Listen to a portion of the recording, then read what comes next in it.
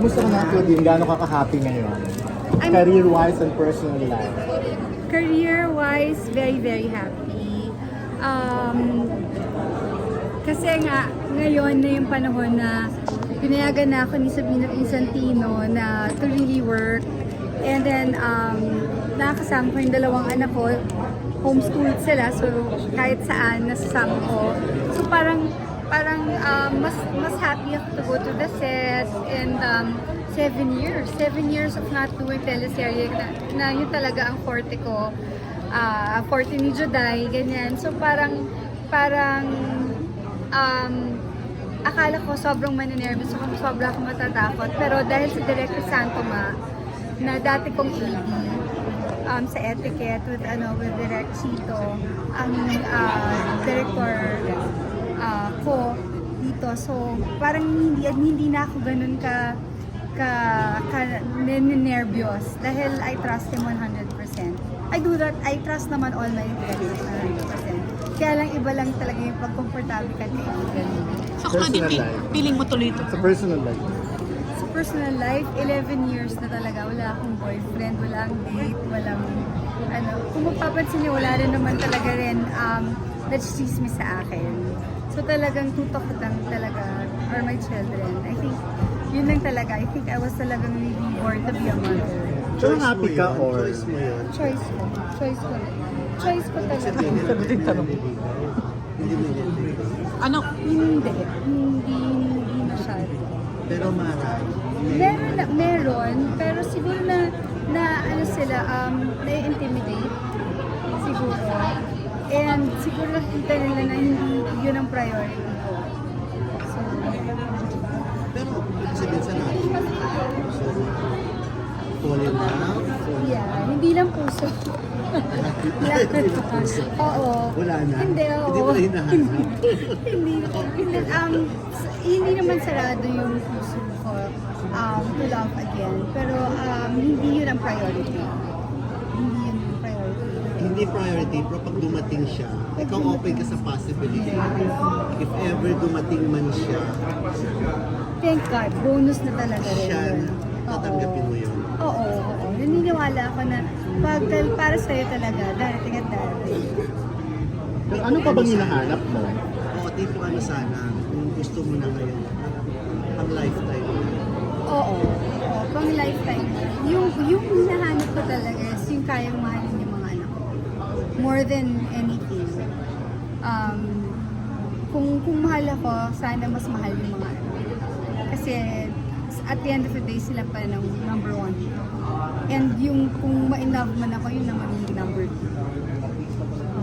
Pero mahirap ka bang mahalin? Actually, hindi. Sabi ko nga, hindi ko alam, pero hindi ko alam kung bakit hindi nag-working marriage ko. Because hindi ako asawa na nagger, hindi ako, masaya akong asawa. Hanggang sa, yun yung mabuti akong asawa. Hindi kaya dahil, ano ba, feeling mo ba traumatized ka pa with what happened to your marriage kahit na 11 years ago na to? That's the reason why hindi ka makapag, sabi mo nga, Yes, open up to a new one. Yes, meron talagang malaki yun. Actually, up to now. Yeah. Well, just for the record, announce na yun. No, actually, we're not. Hindi pa na-ayos yung case na yun. No, we're ongoing yung annulment namin. Pero delay yung deadline ni Raymart. So for support, and he's trying to get custody. 16 years old na si Santino, 19 na si Sabrina, and hindi ko alam kung bakit na sila yung custody. Hindi naman kami sa mediation lang kami nagkita, pero hindi kami nakakapag-usapan. Sa tingin mo, walang chance to be friends with you? Dati, oo, meron. Pero siguro sa bagong relationship niya, hindi possible. Bakit? Kasi hindi maganda yung influence. Hindi maganda. Influence sa kanya compared sa isa dati. Si Johnny, you mean si Johnny? Thank you. Nagkausap na ba kayo? Hindi ka nagkikita. Thank you. Tuloy-tuloy na yung career mo. I'm sorry? After ni Sopla, tuloy-tuloy na nag sa actress? Yes, sana po. Sana tuloy-tuloy. Sana tuloy-tuloy po yung ano, yung... Pahinto-hinto kasi. Yes, oo. Claudine Pero lang. ito dire-diretso na. Sundutin ko yung ano, yung tanong. Ano ang pinaka hindi mo matanggap na lies na lie na dumating sa buhay mo? Ano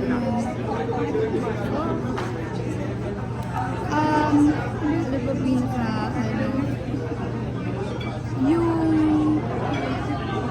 yung manakawan talaga, na pinaghirapan.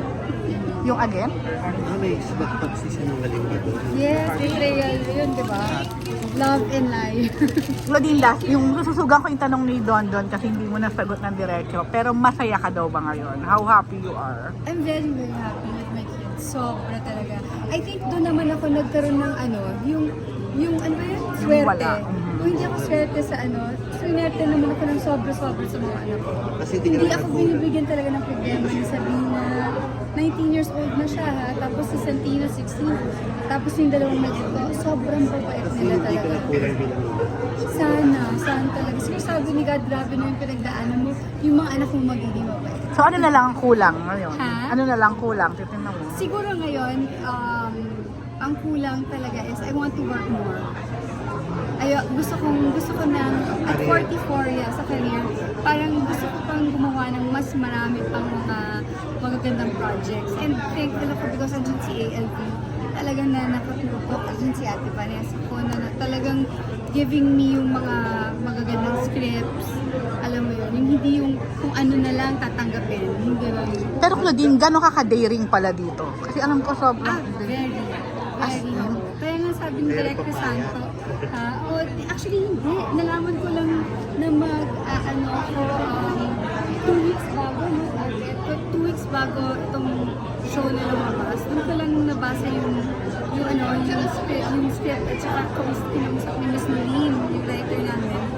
Tapos, lahat mabilis. Hindi ko talaga in-expect na magkakaroon ako ng show with GMA and with Needed Entertainment. So, hindi ko talaga Na-expect. So talagang love scene, bed scene, gano'n. Yes, sinabi ko kay Director Santo na kinausap niya ako sa kotse bago mag-take. Sabi niya sa akin, hanggang saan ba yung kaya mo? Anong limitation mo? Sabi ko, lumaki kasi ako with of course, ABS-CBN and lumaki rin ako with Star Cinema, Tita Mom Santos, Ina Molly Lamasan, Direct Rory, and syempre Direct Gwen, diba? Na kapag ako ang director, ako ang captain of the ship. So, ganun yung respeto ko sa director. Pag sinabi ng director, gawin mo to, gagawin ko. Kasi, naniniwala ako na hindi ka bababuyin ng director eh. Even sa mga love scenes, ganyan. Kung hindi ka naman bold star or nagugupad, ganyan. Kasi magre-reflect rin sa kanila eh. Kapag ka hindi maganda yung execution ng mga love scenes or yung mga pagiging seductive, yung ganyan sensual, yung mga hindi rin maganda ang reflection sa director at sa writer. So hindi ka nag-set ng limitation? No. Sabi ko, direct panood mo yung kailangan kita. Sabi ko, hindi mapapanood yun kasi may limit diba sa MTRCC, may limit sa TV ang mga love scenes. So with Yasser to, tama ba? Oo, actually. Bumalik ka sa dati mo shape at Alam mo, one day talagang lang, parang nag-snap lang ako na parang, ayoko na. Nag-start ako ng internet. Trinay ko lang, sabi ko, try ko ng 20 days. Una 10 days, tapos naging 20.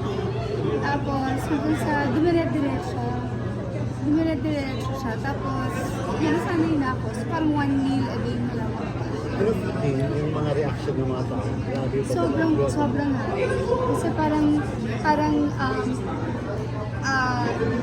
actually, gradual rin yung hindi, mabilis yung pagkapayat ko. Pero thankful ako hindi kasi nag-sacrifice skin.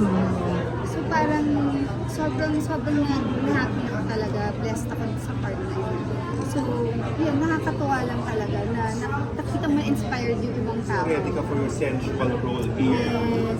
At saka maganda, ang sarap mo pakiramdam na nakaka-inspire ka ng tao na ang dami nagtatanong na paano ka pumayat, na may pag-asa pa rin pala sila. Kasi ang nalose ko sa 84 pounds.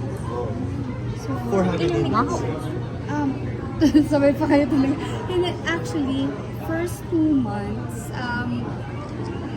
parang 60 plus na yung Wow. nawala agad sa akin. Kasi tinodo ko yung second month, tinodo ko na hindi dapat ginagaya ng iba. Dapat talagang tanungin yung mga physician ng mga doktor. Kasi parang nag-18 hours na kami, fasting, 19, so hindi dapat talaga yun. Ewan ko kung ano yung hinahabol. No water at all sa 18 na, kahit water. Puro water talaga. Okay. Pwede. Naloloka na si Vanessa. Okay. Meron bang parang big boss na nadama mo pala persons na parang may ginawa sa'yo? Oo, hindi na. Ayan. Na may ginawa sa'yo? May post ka na gano'n kayo na parang kakapitin na parang pinapigilan yung career mo. Alam mo, okay na yon kasi after ko na-post yun, dumating itong blessing na to. So parang karma na nila yun. Parang the good karma naman ako. So okay na. So yun, Official pa kayo ng ating. Yes! Isang araw pa lang kung sorry. Pero okay siya pa. Yes. Yeah, okay. hindi kayo nila margin. Hindi eh.